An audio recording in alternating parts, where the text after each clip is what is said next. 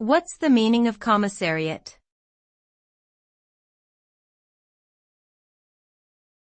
Commissariat.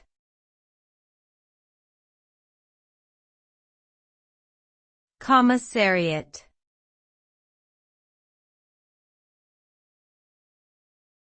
Commissariat.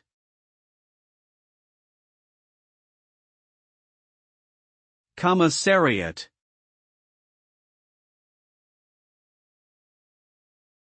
The word commissariat refers to a department responsible for supplying provisions, especially food and drink, to an army, institution, or other large organization. The commissariat is generally tasked with the acquisition, storage, and distribution of these goods, and may also oversee their quality control. In modern times, the term can refer to similar departments in civilian organizations or government agencies. Overall, the commissariat plays a crucial role in ensuring the availability of essential supplies to those who depend on them.